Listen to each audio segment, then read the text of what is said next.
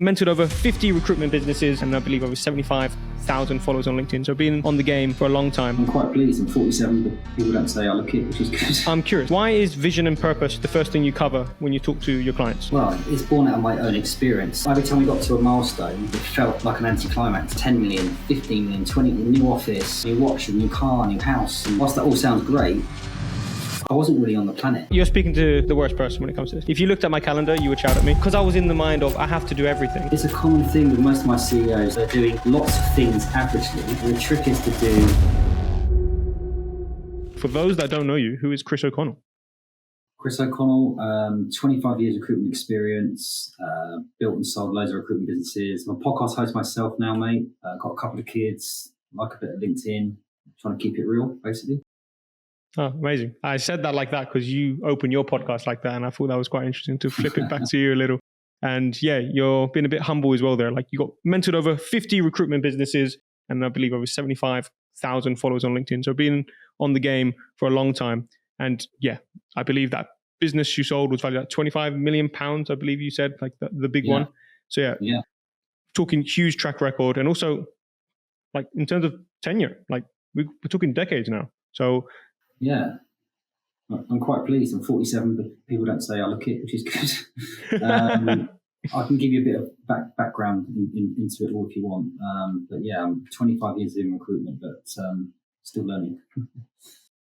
Always learning. Perfect. So with this podcast, I'd love to just get into more the business side, because if you've mentored over 50 recruitment businesses, that's over 50 CEOs, that's a lot of different perspectives. And I'm sure you've learned a lot over the years. And also, I'm very curious about the decision to sell your business. I've heard a bit about it from listening to some podcasts of yours, but then also that process of then becoming kind of the CEO, but then you're going through a sales phase. And I'm also curious about doing that for myself, like with my business. So I'd be curious to hear your thoughts on reflection on like if you do anything different. So for everyone at home, we'll just get into a bit of everything in terms of like just business. So my first question is the first thing you cover with your CEOs. I'm curious, like why is vision and purpose the first thing you cover when you talk to your clients? Well, it's born out of my own experience. So, I was a millionaire at 26, 27. So a bit of background. I was S3's worldwide top biller. Anyone who doesn't know who S3 is a £1.5 billion business, 4,000 consultants. I knocked it out of the park there. I was billing £1 million a year, made them loads of money, had loads of promotions, left, set up my own business. And in 8 or 9 years, got it from nothing to 25 million quid, 100 staff, 3 offices. But every time we got to a milestone, it felt like an anticlimax. I got to 5 million, 10 million, 15 million, 20 million, new office. I'd buy a new watch, a new car, a new house. And whilst that all sounds great, I wasn't really on the planet. So, and when that business got taken away from me, which I'll happily talk about in a bit more detail, it massively knocked me for 6. So it forced me to look inward. It forced me to do loads of work on myself and forced me to actually understand the importance of purpose.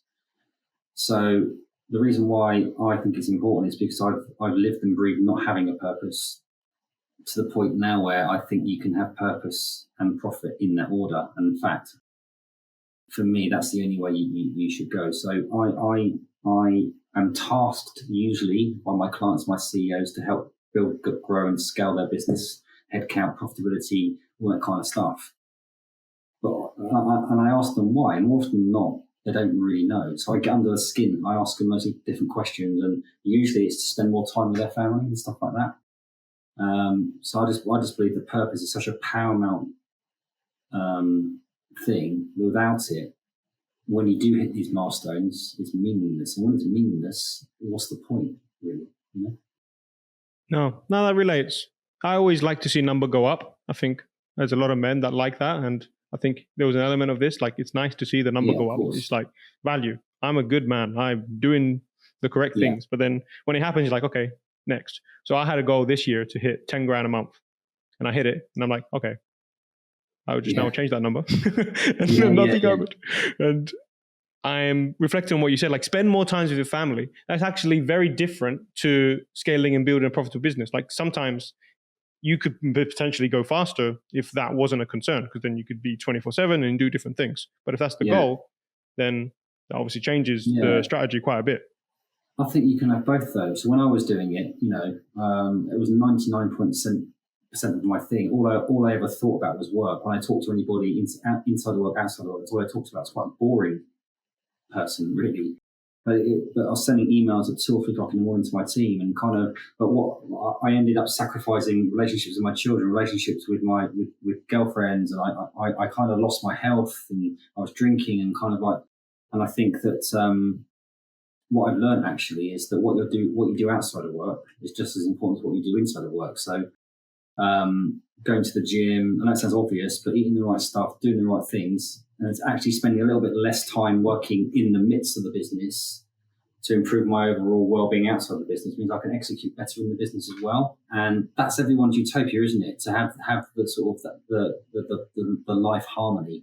And I think it's really important that you look at your business, you look at your relationships, look at your purpose, look at your spirituality, and you look at your personal development as well. So I like to be learning and growing. And so I like to listen to podcasts, I like to watch documentaries, and expand my knowledge and have good people around me. Whereas I think a lot of people, even people who are running their business, if they haven't got good people around them and they're not doing stuff to enhance their own personal development, they become resentful, and actually it's not an enjoyable experience. So whilst money and profitability is obviously important, you've got to pay the bills. Do not get me wrong.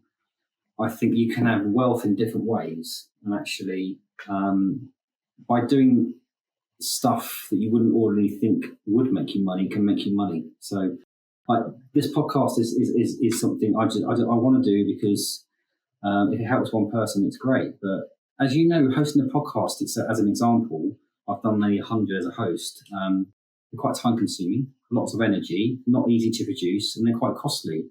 But it's like, this is a long-term play where my own podcast has brought me a lot of credibility around me being able to showcase my skill set. So it's about having different ideas, basically.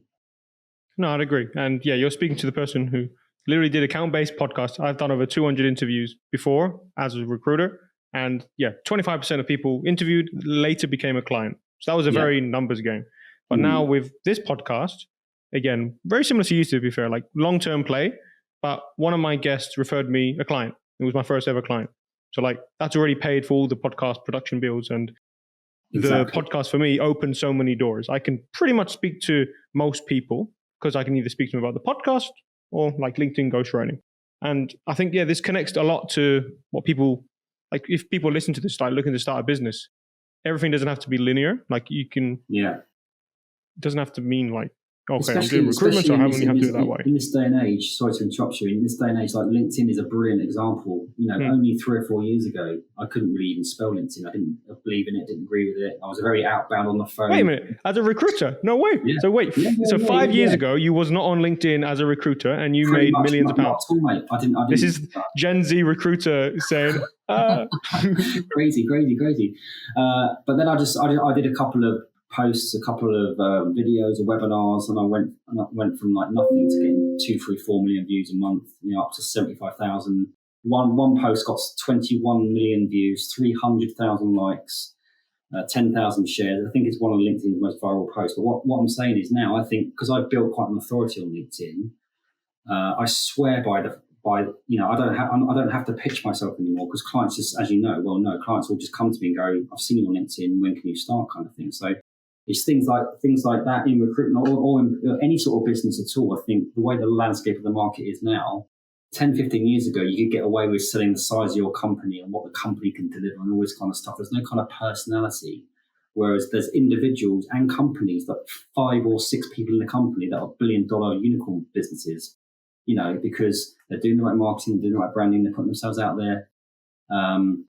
And it's grasping the nettle. I never used to like being on video, but now I love it. And I think it's something that unless you start embracing these things, but I actually find, LinkedIn was the perception of it kind of quite a corporate thing, but I think now it's like selfies and it's very kind of quite personable actually as a platform. Do you not think?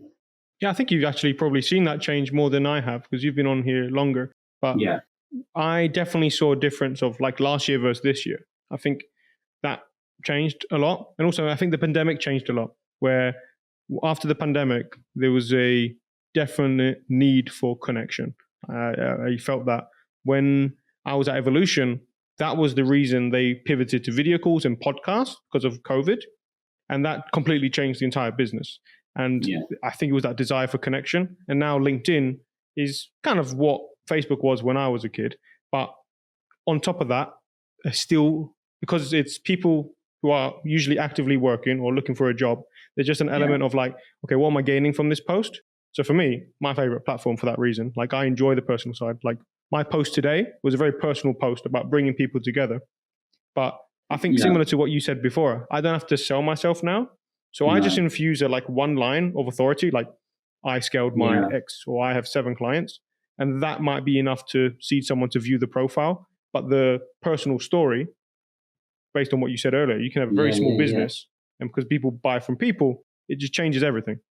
That's how I've won on LinkedIn in terms of, I mean, I've got 3 pillars in my content: recruitment, well-being, and leadership. But I told my story in a very open way. I've been very vulnerable. I've been very raw about my stuff on LinkedIn, and that has actually brought me so much business. But I've kind of had a relationship when I fall in love with LinkedIn and out of love with LinkedIn. What I mean by that is I fell into the trap of occasionally posting just for the likes or just to get that community feeling, which I think is important. Now I've completely changed my mindset about my intention for LinkedIn.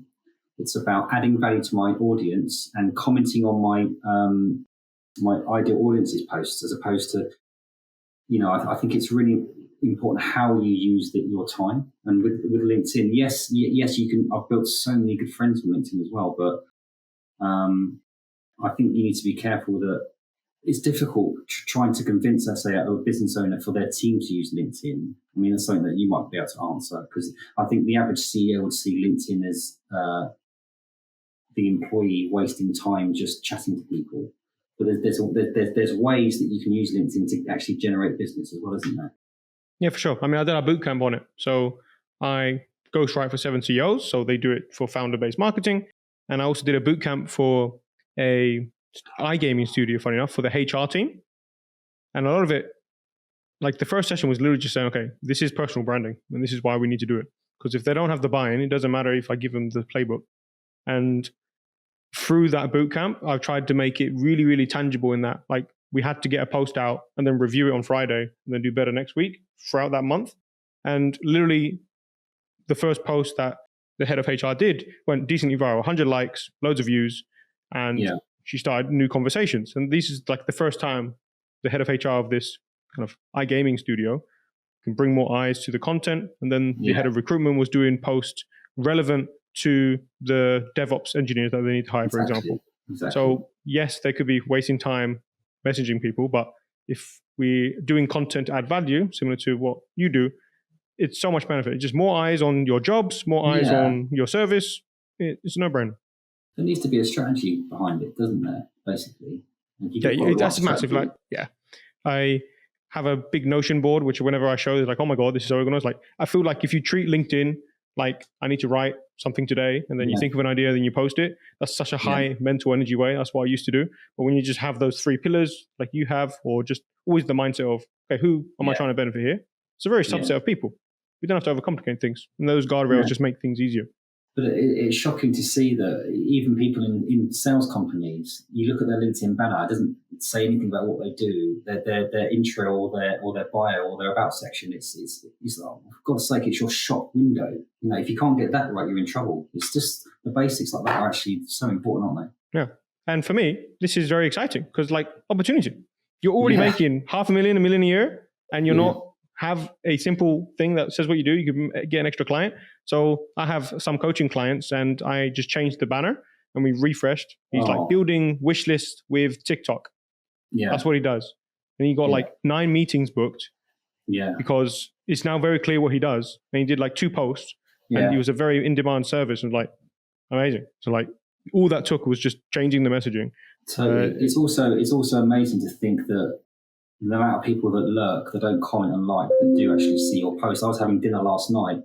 This guy come up to me, Chris, how are you? Never met him before. Oh, I've seen you on LinkedIn. It's not even in my sector. I watch all your stuff. I absolutely love it. He never liked or commented at all. I get that quite a lot. I don't mean that in a bit. What I'm saying is that it's just a great opportunity to get yourself out there.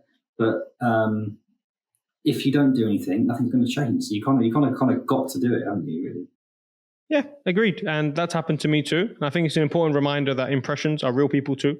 Like as if they're especially on LinkedIn, because on TikTok or Instagram, I feel like it's even more like that's just a YouTube view, that's just a person. But like on LinkedIn, this is someone who's probably got a job, disposable income, and is a real human being. Yeah. So like they matter. But I think impressions are really, really important. But I used to get like thousands of likes and comments per post. My engagement's dropped down, but my actual leads have gone right up, and my lead conversion rate. So I actually I measure it on leads versus likes. Yeah, same here. That's really important, you know? Yeah, 100%. I think the LinkedIn algo has actually improved. Yes, people are moaning about lower impressions, but typically there are people who don't actually sell a service. Because like when I ask the people who are selling something, they're like, oh yeah, leads have gone up, but the likes have gone down. Okay, great. Isn't this good? But we like to see number go up. So sometimes it's like, no, ego. I want to come back to one of the questions I asked, which was, you mentioned that we can build a business and have the purpose first and profit second. And then you mentioned about not wanting to work all the time. And this hits home for me. So in April 1st, I've started my business, and I pretty much just did 12 hours a day for 2 months. Like I just did it. And when I look back, I probably I wouldn't take that back. I tried to enjoy it and not like, I wasn't stressing, but like recently, like after doing it for a couple months, like, okay, I'm bringing more people on, but I wouldn't take that back. And I'm thinking, if someone's looking to start a business, do you think that's necessary, that you have to work super hard? Because you did this too, and you had success. Yeah. So, I mean, is this necessary? You have to work hard, but I also think that you can work smart, and you can also work too hard as well. I think I've suffered burnout 4 times in my life. I should learn. I've now learned how to avoid that before it happens. The way I've always done it, and this is why I advocate to a lot of my CEOs, I get them to do like a weekly plan. So we prioritize what are the most important things on a weekly basis. And then we segment our time, and we say there's 2 hours there, 4 hours there. What I found is when you give a particular amount of time to a particular thing, you end up focusing on it and nailing it. So it's just about making sure you're organised, you're planning your day and your week out. And there are times where you're going to have to work your socks off, but also actually weaving in an hour to go to the gym or go for a walk in your weekly plan can be just as important as doing that next task. You take that step away, you do your meditation, go for a walk, you do your gym, whatever, you come back, you execute the task a lot better.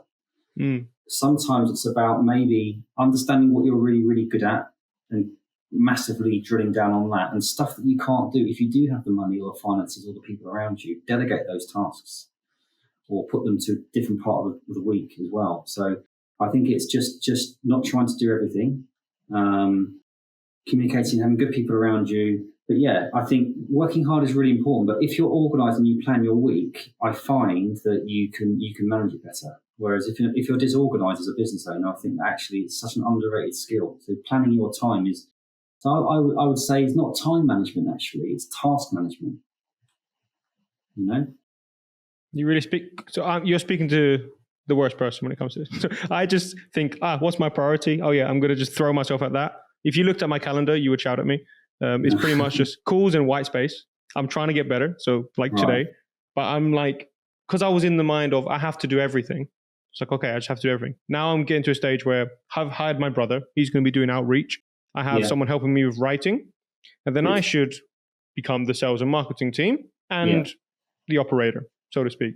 But 100%. I'm still not there yet, because the training someone to do the way I would want to do it, I feel like is the most difficult thing in the universe. Like that is very hard. So like, I wonder if you have any advice on that. It's a common thing with most of my CEOs that they come in and say, and they start moaning about their team, or they can't get it from X. They're basically what I call painting the ceiling. They're doing the marketing, doing the branding, doing the ops, doing the sales, they're doing absolutely everything. So they're doing lots of things averagely. The trick is to do the 3 to 5 things you're excellent at. brilliantly, and everything else, you've got to try and trust other people to do it. There'll be some situations where people can do it actually better than you, and sometimes you're going to have to accept there's going to be people that can't do it as good as you, but they can get it done, which frees you up to do the other tasks. So you've just got to accept that, and in order to grow, you've got to cut the apron strings, and sometimes they might fuck it up. But as long as they learn and grow, otherwise, if you keep doing the same thing expecting a different outcome, you're not going to get there. So that's just a trust thing. That also comes down to your ability to coach and lead people as well, and give clear instructions, set clear expectations as well. Does that make sense? It does. My follow-up question is, that clear instruction part I find difficult, mainly because I'm on a hamster wheel. I feel like I potentially need to set time aside to build that statement of process. Wonder if you have any advice when it comes to giving clear instructions to someone who wants to help you. Yeah. Like, what is there any 3 principles I need to remember? So what I tend to do is try to do a situational based thing. So look, we've got this issue coming up. This is how I would do it. Coach them through it. How do you ask them to regurgitate that back, and then say, right, so we're clear.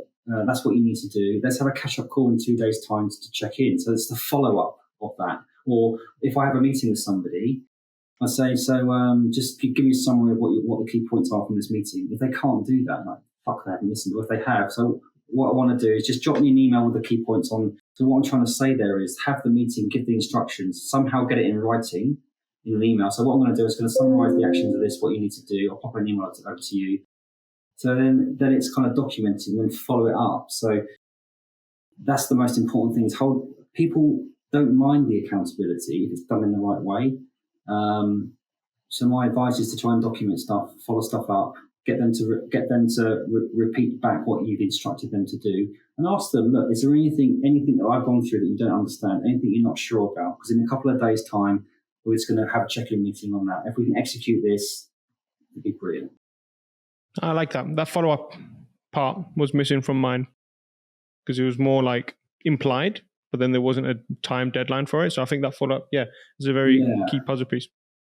Yeah, and I think the difficulty you've got is a lot of CEOs that they fear that kind of level of organisation, and familiarity breeds complacency. If you're too familiar, too loose with your communication and your instructions, their execution is going to be the same. Mm-hmm. Yeah, you just need to rip off the Band-Aid, get that process. Lovely. Before I move on, you mentioned you wanted to potentially get into that because you've had some tough times. I've listened to some of your podcasts, and we do not have enough time to talk about it. But that built some resiliency. I just wanted to ask you a question in the form of from your experiences, what did you take away from it now that you try to pass on? Well, I think that it's never usually as bad as what you might think. So to give the audience and the listeners some sort of context about, there's 5 or 6, there's more than that, major things that happened to me. The first one was my mum abandoned me. The second one was my stepmom used to abuse me. The third one was my oldest child was taken away from me. The fourth one was I lost my £25 million business. The fifth one was my other 2 children were taken away from me. So I've had massive stuff happen to me, massive stuff. But I always think that it's not what happens to us, it's how we respond. I know that's a lot of people say that, but I'm much more calm now. I don't get stressed about anything. So I think all that adversity has massively taught me how to manage conflict, how to manage stress. So I think sometimes what we think is bad at the time, and it is, can be the best thing because it's conditioning us and helping us out in the future. So I'm now a much better leader now than what I was back then. So, and this is why I'm advising CEOs now. So I actually think that adversity, challenges, struggles, and trauma to an extent, they're lessons, and they're good lessons that if you harness that in the right way, I see it as a gift. I see it as the universe teaching me, actually, we want you to be more resilient because you can help others with it. So there's always my mantra is, what can I learn from this? I used to be a bit of a victim, but when things happen to me now, it's not the thing. It's how I deem the thing to be. More often than not, if something negative happens to you, it's for a positive reason. That's how I view things. Yeah, I agree. Win or you learn. Like, I really like those words. It just works. It really does. Curious. Now, there's an element here where I feel like you kind of have to go through it to learn this lesson. But I wonder if you could go back and tell old Chris, who hasn't been through, let's say, the third or fourth major event, like, what would you tell them from the recent ones that would hopefully like give them that insight to potentially prevent something? I would say this too shall pass, and whatever's happening to you now, how you're feeling now, you're not going to feel like that in the future. So I would say, I love you, Chris. Actually, what I mean by that is that I never really had anyone tell me that they love me. My parents, treated me really badly. Loads of stuff happened to me. But the moment I started to actually change my narrative around what I was saying and thinking to myself, and actually cuddling myself and talking to myself in a good way, reminding myself I'm a good guy, I started to attract the right people, the right business. So instead of thinking I was inferior and not worthy, I started to think I am worthy, and everyone else thought that as well. So I really honestly believe what you think is what you get, honestly. So I would tell younger Chris, mate, I think you're a superstar. I think you're brilliant. I think you're deserving of abundance. You're deserving of wealth. You're deserving of love. You're deserving of success. And you deserve it, and you're good enough, and all that kind of stuff. And just be like that. Like you would do with your own, if you've got kids, that's what you say to your own. So it is like me talking to my own son, and I'm the father of myself. Yeah, for sure. I feel like people will rise up to their expectations. So if they don't expect they can be a superstar, then that's going to be their ceiling, right? So I think whether it be a dad or a friend or like yourself, like you really need someone to think that you can do it. And I think there's a part of this that we do with our clients. Sometimes I have one client who's super, super successful, but every now and then they say something like it's a limiting belief based on an assumption. It's like, wait. Why are you assuming this based on this 2 interactions? Have you spoken with every single person? No. So we can't make this assumption. It's like having that understanding that, yes, that's happened, but like that doesn't mean that's the ceiling and we're never going to break through. Totally. And it's more often than not the thoughts that you have, the negative thoughts that you have in your head that aren't actually yours. That sounds really bizarre. They're things that you've listened to or been filtered into. And I always try to treat it like as if you're in some sort of courtroom where you are shit. So you're thinking, I'm not worthy, I'm shit, I'm not good enough. And then the judge will say to you, so is that really true? What evidence do you have of that?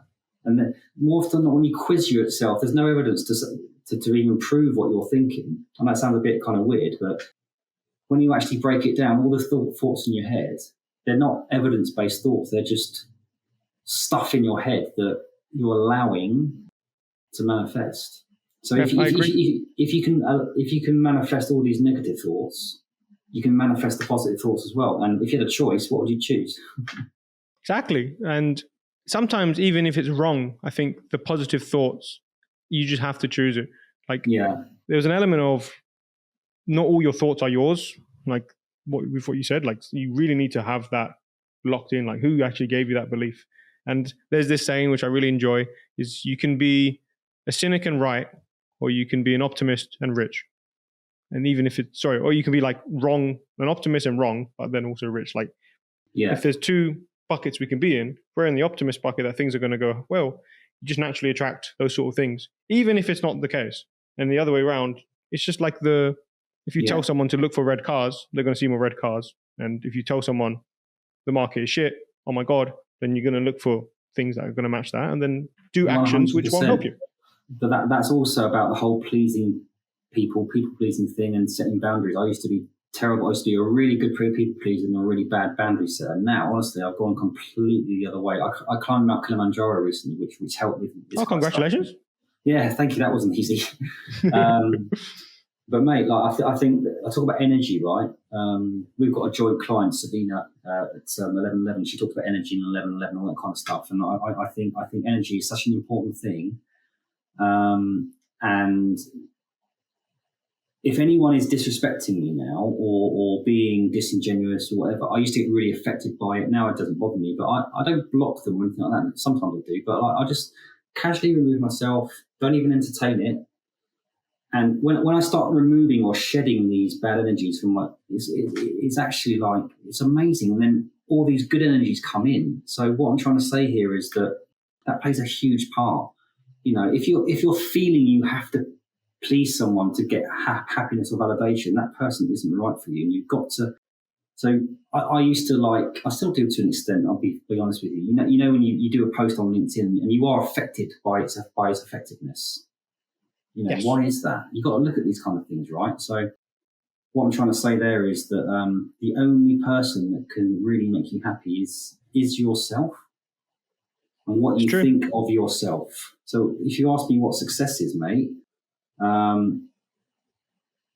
it's the impact that I have on other people, how I feel about myself on any given day.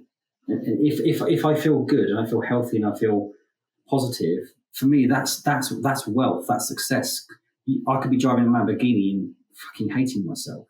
So it's all that kind of stuff, right? Yeah, absolutely.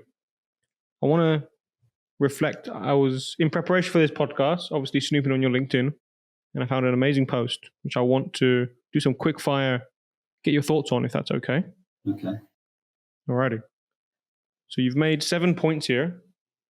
I want to go through them one by one. So point number 1, you're only as good as the team around you. Can you expand on that? Absolutely. So as an example, when I first started my big business, we got it up to a couple of million quid. We had about 8 people. And we walked into this 6,000 square foot office that could hold like 90, 100 people. We walked in there and one of them said, "So which bit's ours?" I said, "Well, all of it, mate." So we had this massive belief that we would knock it out of the park. But anyway, we were kind of plateauing, we're doing okay. And I hired this girl to head up our public sector team. And we went from 2 million to 11 million, went from 7 staff to like 30 in about 18 months, absolutely skyrocketed it. And without her knowledge, her experience, her leadership, you know, also another example, I'm a great driver, motivator, you know, salesperson, but I'm not very necessarily that good at operations. When I hired my COO, my operations guy, again, enabled me to like pass the stuff I wasn't very good at. So my friends as well, as an example, it's been well documented. I've been very open that some of my historical friends love partying. I used to love partying, drugs, drink all the time.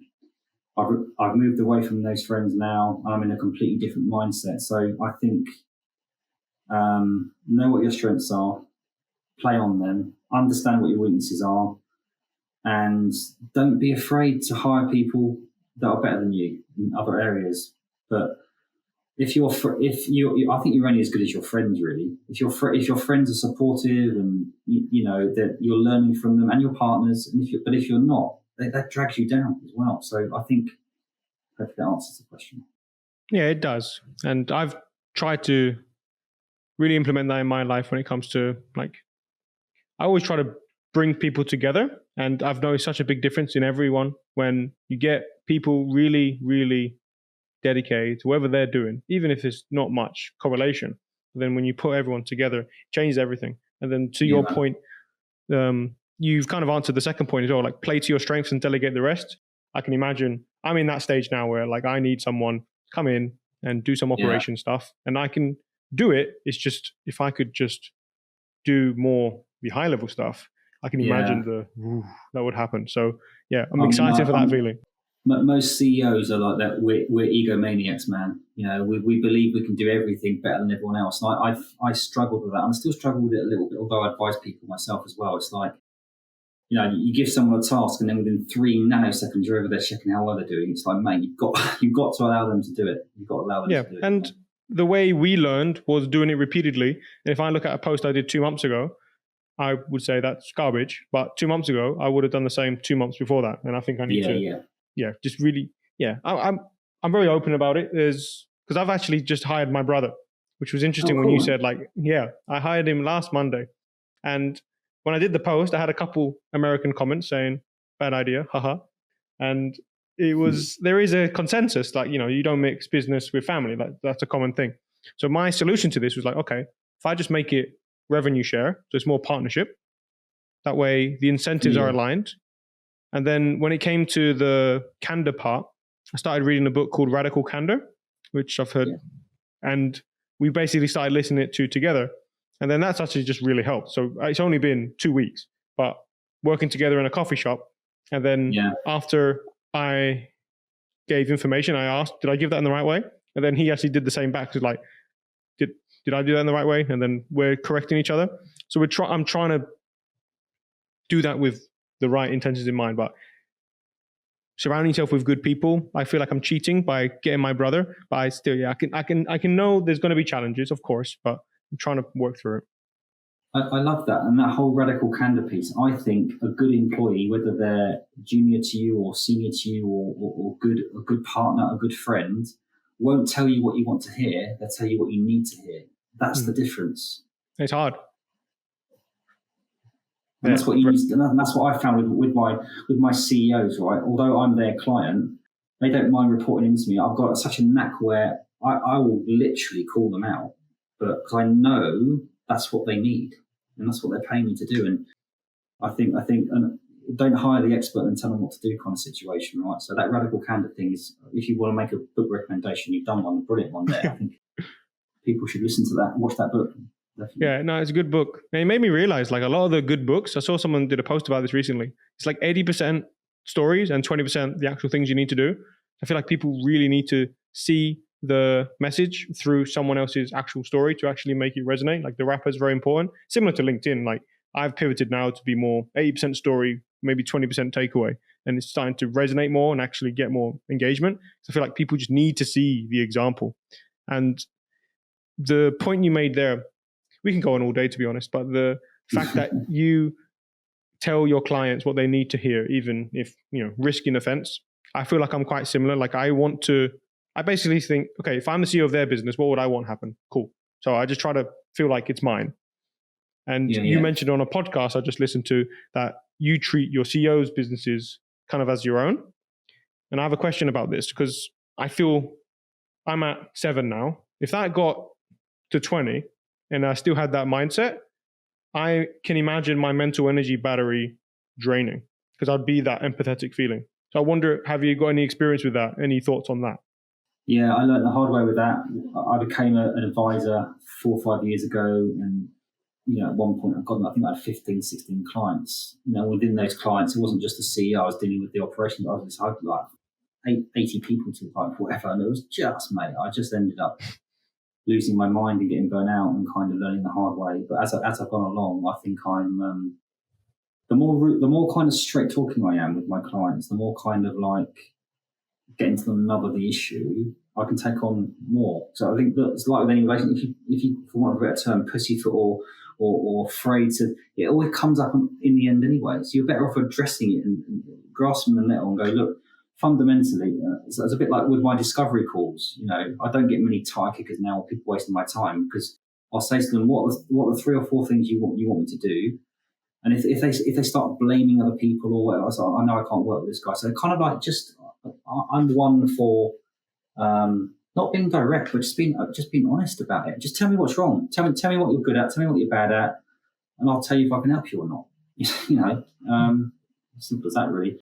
And I think most CEOs, although they have the title of a CEO, right, they actually want to have a project. They want to have ownership. And actually, what I end up doing is taking some bits off them and saying, mate, that's not your forte. Let him do that, or let me do that. You do this, you master it. Let's check in every single week. And believe it or not, they actually like it because they feel that they've actually got some ownership and some purpose themselves. Most CEOs, they're lost because they haven't really got... It's more like firefighting, I feel. Huh? I feel like they, after a while, become firefighters, which is more reactive. Absolutely. Yeah. And then, they almost feel like disenfranchised from their own business, which is never a nice thing. So no, it sounds like purpose. sounds like hearing from you, like there's a solution there, right? You want to get guardrails and get that purpose. Like there's one thing I look back on, when I was an employee, that structure is nice. And I feel like as a CEO, actually like, oh, I have now got a weekend to work. Amazing. And I have the evenings to work. Amazing. And I can instantly see if I work more, I know I will perform more. Where, yes, I was in a commission-based role, but there's only so much I can do at Sunday night. I hit today, like I know I can do stuff that will move the needle. So I think just bring back the benefit of that structure or potentially removing some of the responsibilities. That definitely seems like a good idea. Mm-hmm. Point 3, embed a business development culture as a norm. And I would love for you to speak on this from a business perspective. Yeah. Also, like recruitment, yes, but in general as well, because I feel like this is a very big thing missing. Of course, I think whether it's recruitment or not, I think when the market is good, when your market is going well, it's very easy to kind of get complacent because the phones are ringing, people are giving you jobs or projects or briefs or all that kind of stuff. But my experience tells me, having worked through 5 or 6 different recessions, that nothing lasts forever. It's always a cycle. So it's having a mentality and a mindset of, it doesn't matter how busy we are, where's our next one coming from? Things can change in an instant. So having a culture of being reactive, I think that ends up with your team then being a little bit complacent with their delivery, with their attitude, with the existing clients as well.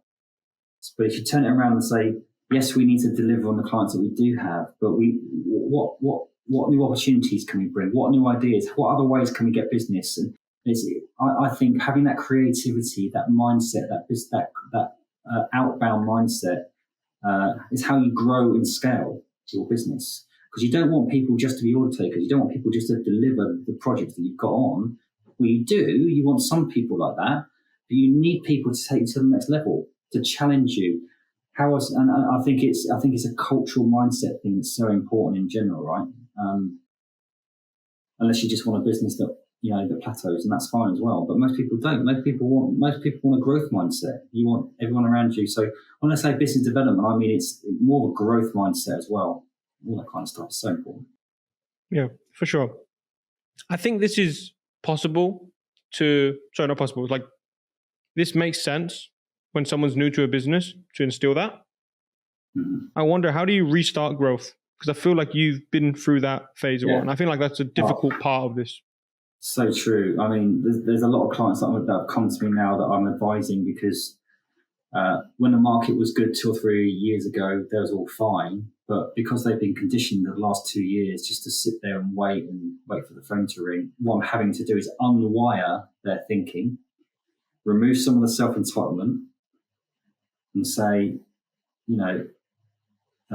it's about understanding who you are, understanding what you want out of life, and getting their mindset right. So removing the self-entitlement, removing the fact that, in most sales businesses, people are paid a basic, and they're paid commission.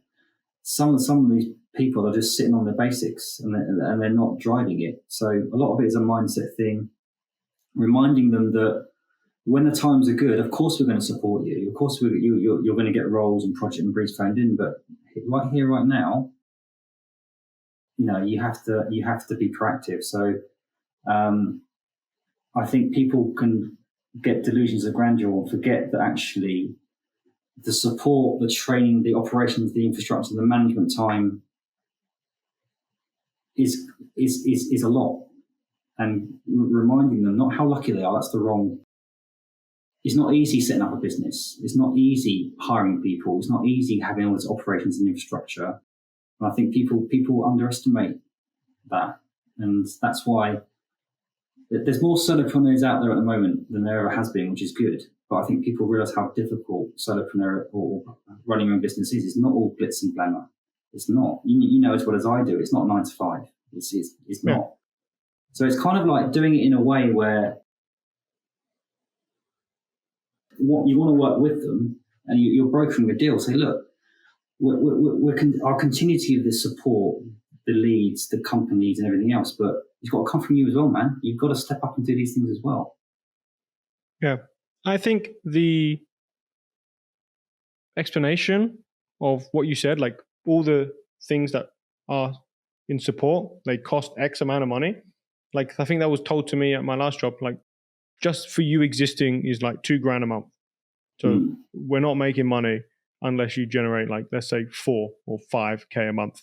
And then having that kind of fire is like, okay, well, I'm literally seen as a cost center until that happens. And I'm like, all right, so I need to fix that. I think just aligning the incentives that way. And I think that incentives sometimes is from a high level perspective. Like if you have someone who's just a sourcer or just does the delivery in your business and they're not in charge of revenue generation activity, that's where it can get a bit scary in my head. But you also do it in a way whereby, on the other hand, the incentives are huge as well. There's different ways that we incentivize these people. And it's not about making them think they're a cost center, but it's making them understand that it's a team thing. We've all got to pull our weight. Excuse me. No, agreed. The next question I have is get to know your team. How do you actually get to know your team? Like know with capital letters. Yeah. Well, I think that it's about being a bit vulnerable, being a bit open, and having one-to-ones with your team. Yes, about business, yes, about what they've been doing, but talk to them on the level about some of the stuff. So how I've done it is just sometimes I'm a mental health first aider, mental health advocate now. I've had my own, back in the day, my own mental health challenges, and I've been very open about that. I'm not saying you walk in there, your heart on your sleeve, and you start breaking down in front of your people. I'm saying, look, sometimes I have bad days, mate. Sometimes I'm not there. What I'm trying to say here, Mr. or Mrs. Employee or colleague or co-worker, if you're struggling, I'm here for you. I want you to talk to me. I don't want you to feel as if you're under. It's just having those human to human conversations, man. And so I think a lot of people think that they can't do that because it's too familiar or it's kind of breaking the professionalism. If you do it in a way where you're on a level with these people and look, I know the difficulties you're going through. Let's work together on this.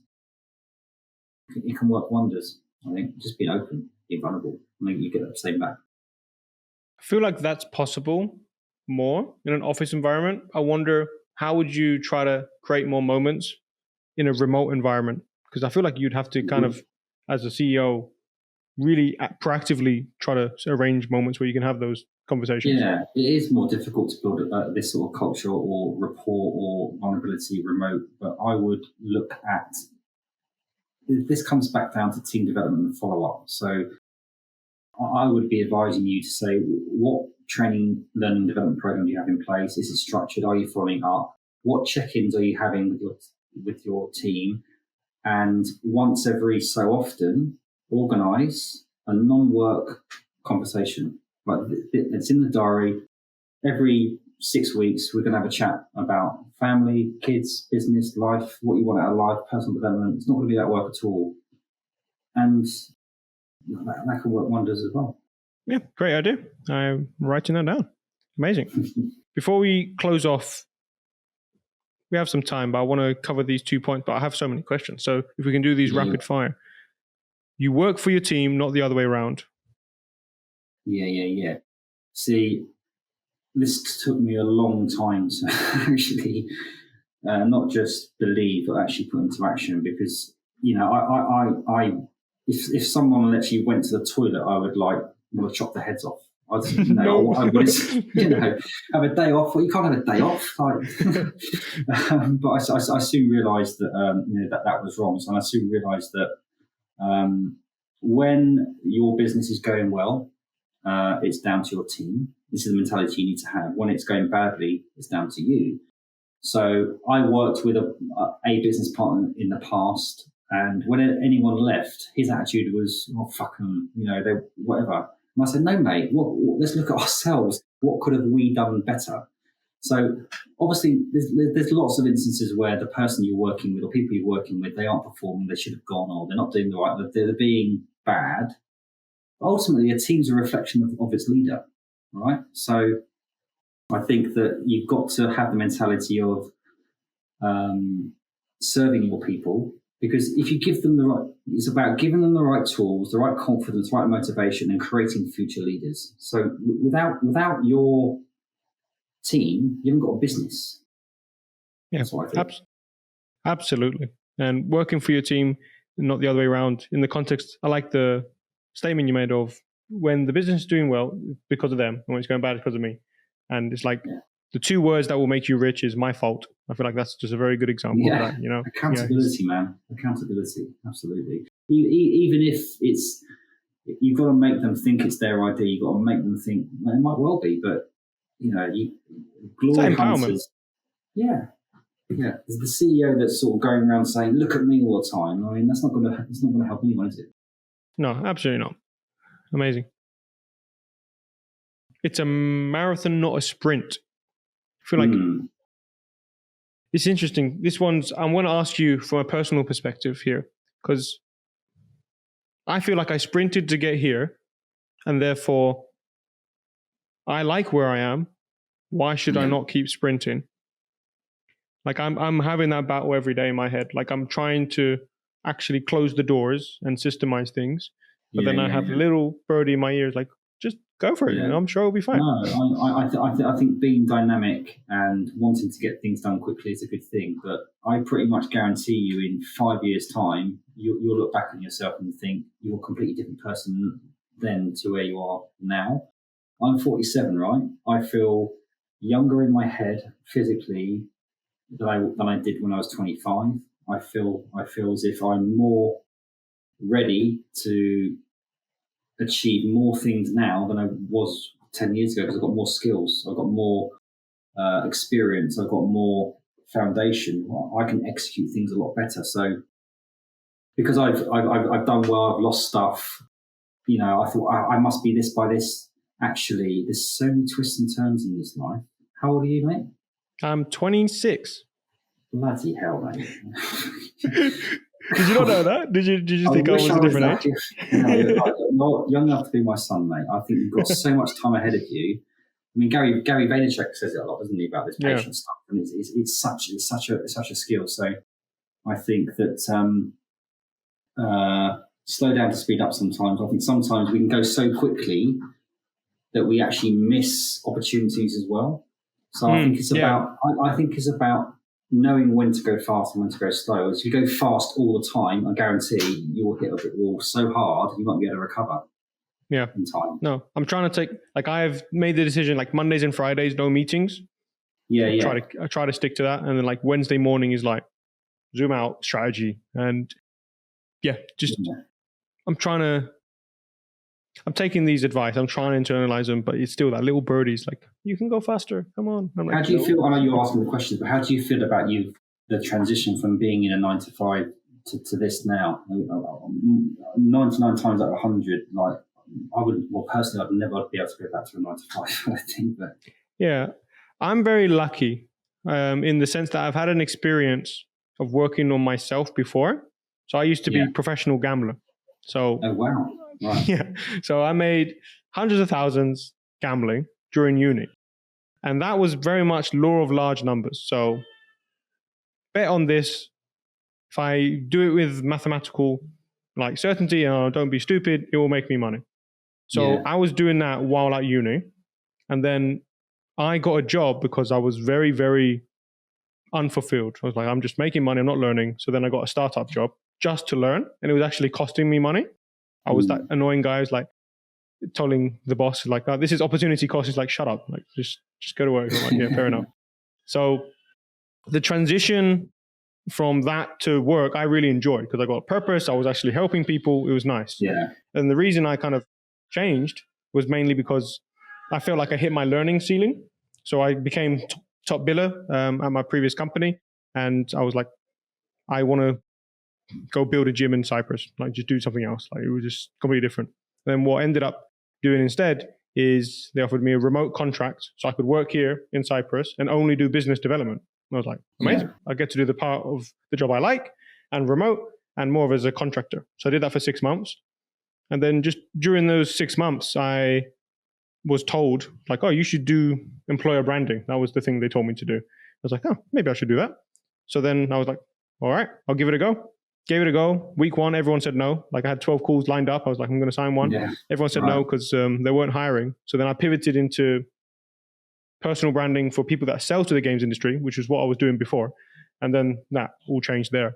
So to answer your question on like, how does it feel? It feels amazing. Like I'm very happy, but I've had a very unconventional path is because I've had the mentality and savings to be like, I just need to keep doing this and have enough conversations. And also I did a post recently and I was writing out everyone who's helped me so far. And it was literally 15 people. It's like 15 people from LinkedIn. And I've either paid them in one way or I've had one-to-one coaching. So I've basically spoke to the 4 top ghostwriting agencies. I've got one-to-one attention from someone called Jacob Peggs, who literally every Friday we work together. So I speak to people like yourself. I have my own podcast and I ask them these questions and I try to take everything to heart. So it's not easy, but I've tried to make it as easy as possible by just getting as many people who can just call me out, hold me accountable. Yeah, brilliant. That's the attitude, man. And so you're developing yourself along the way, which is exciting, isn't it? No, I really enjoyed it. And it's just, I try to prioritize that learning part. Like if I'm just learning, then good things will happen. Yeah, absolutely. Amazing. I'm going to get emotional now. I just saw a question I have prepared. It's like, what do you love about what you do? Like, why do you get up in the morning?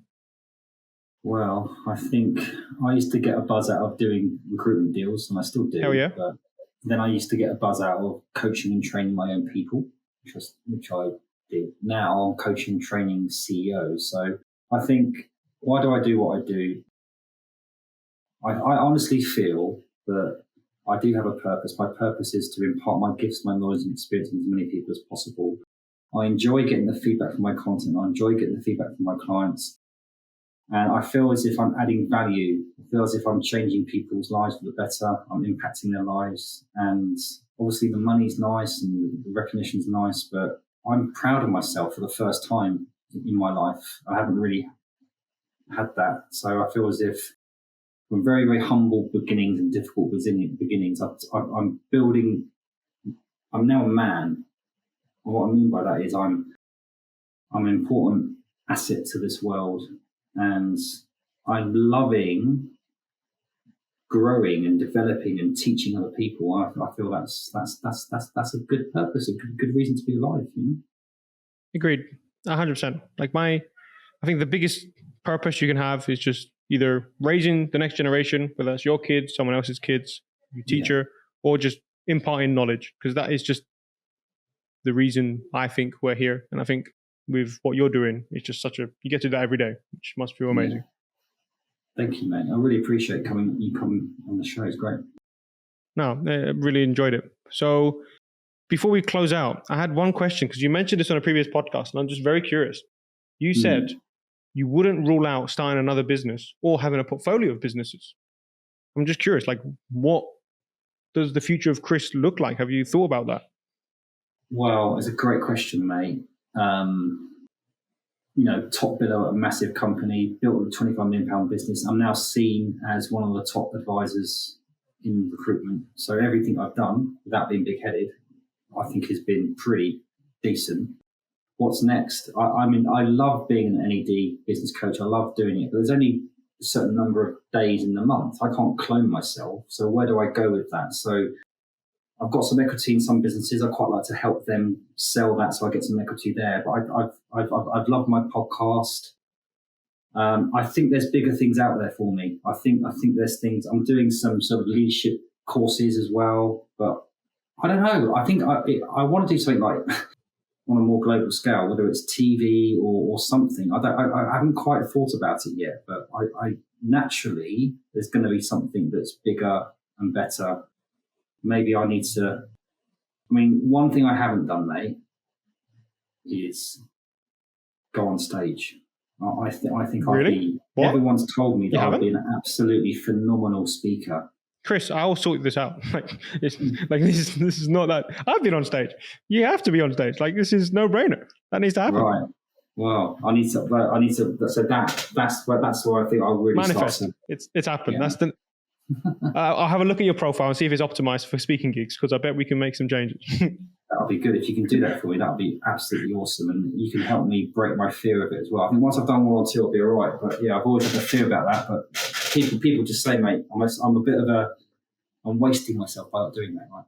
Yeah, you can literally help more people. That's the way I see all these things. Like, it's actually you being very selfish that you're not on stage. That's the way I try to position all these scary things, because if you're not, you could potentially change so many more lives if they can see you on stage and in person. And right now we're on stage. We might be seen by a couple hundred people, but we're not thinking about it because I can see you on the screen. But it's very similar to what we're doing. So yeah, 100%. I want to talk to you about that. Amazing. Chris, we've come to the hour. Thank you so much. I really enjoyed this. Made some notes. But yeah, where can people find you and check you out? Yeah, LinkedIn's the main one, mate. I do a little bit on Insta and TikTok, but LinkedIn's the best way. Website is basemindset.com. But mate, absolutely loved it. Thanks for having me on the show, and congratulations on everything you've done for a mere 26 years old. No, it's my pleasure. And yeah, it's Chris O'Connell, everyone, and Base Mindset. Fantastic. Thank you.